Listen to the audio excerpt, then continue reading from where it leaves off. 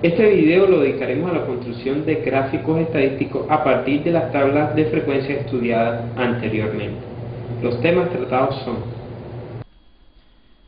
gráfico de sectores, gráfico de barras columnas, histogramas, polígonos de frecuencia y ojivas. Mediante ejemplos expondremos la construcción de gráficos estadísticos.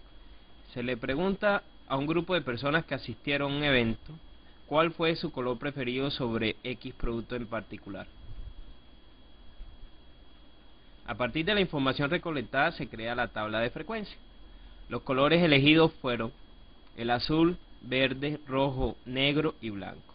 Se determina la frecuencia absoluta relativa, teniendo en cuenta que la absoluta, la sumatoria debe coincidir con el tamaño de la muestra y la relativa con el 100%. Comenzaremos explicando la construcción de un gráfico de columna. Lo primero que hay que hacer es construir dos ejes, vertical y horizontal, donde colocaremos el gráfico. En el eje vertical representaremos cada una de las frecuencias absolutas o relativas para cada clase. En el eje horizontal colocaremos cada una de las clases, en este caso los colores. Representaremos la escala de la frecuencia en el eje vertical, teniendo en cuenta que partiremos desde una frecuencia igual a 0 hasta la máxima frecuencia encontrada. Mientras que en el eje horizontal colocaremos cada uno de los 5 colores, espaciados a igual distancia. La frecuencia absoluta de cada una de ellas la representaremos con la altura de la columna. En el primer caso, 10 personas notaron como su color preferido el azul, por lo tanto la altura coincidirá con una frecuencia de 10.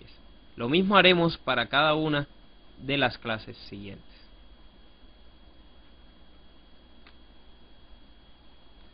El gráfico de sectores se realiza generalmente sobre un círculo, donde los 360 grados de la circunferencia describen el 100% de los datos.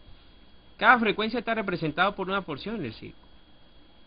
El cálculo del ángulo de la porción se realiza multiplicando los 360 grados de la circunferencia por el porcentaje o la frecuencia relativa de cada clase. En el primer caso, para el color azul le correspondió una porción con un ángulo de 60 grados. Lo mismo realizamos para las demás clases. El total de los ángulos nos debe dar 360 grados. Terminamos nuestro gráfico agregando las respectivas clases con las frecuencias relativas representadas. Los gráficos restantes suelen construirse sobre tablas de frecuencia que trabajen con intervalos de clase. Preguntaremos a 100 alumnos cuál es su edad. Con esta información construimos una tabla de frecuencia cuyas edades parten desde los 15 años hasta los 30 años, agrupadas en intervalos de clase de tamaño 3. Obtenemos la frecuencia absoluta, recordando que la sumatoria de ellas debe dar 100 alumnos.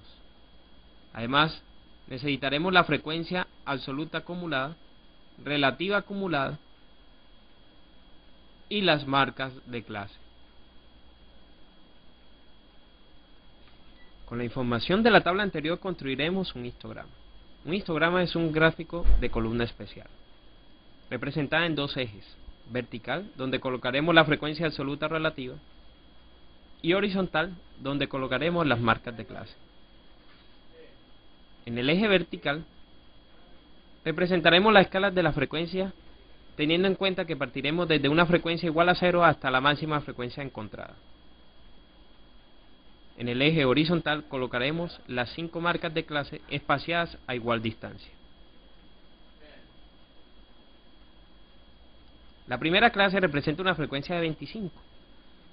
La señalaremos con una columna cuyo ancho es igual a la distancia entre las clases. Se realiza el mismo procedimiento para las demás marcas de clase, teniendo en cuenta que dejaremos igual espacio al inicio y fin del eje.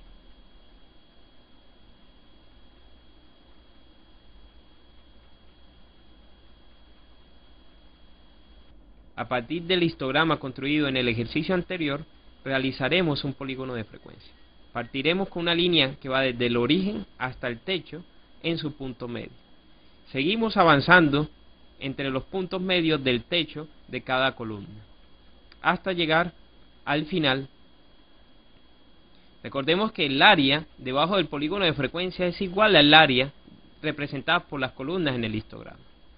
Cada vez que trazamos una línea del polígono, estaríamos agregando una área que es igual a la área eliminada en la columna.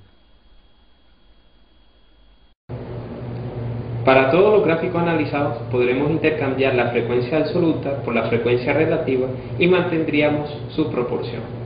Por último tenemos el gráfico de ojiva, el cual se basa también en dos ejes, vertical y horizontal. La diferencia radica es que en el eje vertical colocaremos la frecuencia absoluta relativa acumulada y en el eje horizontal colocaremos los límites superiores. Representamos la escala de la frecuencia en el eje vertical teniendo en cuenta que partiremos desde una frecuencia igual a 0 hasta la máxima frecuencia acumulada. Mientras que en el eje horizontal partiremos del primer límite menor y sumaremos con los límites superiores. Representaremos los puntos en el plano teniendo en cuenta el límite superior y la frecuencia acumulada, creando líneas que parten desde el origen. Se realiza el mismo procedimiento para las demás frecuencias. El último punto representa la máxima frecuencia acumulada, es decir, al equivalente al 100% de los datos.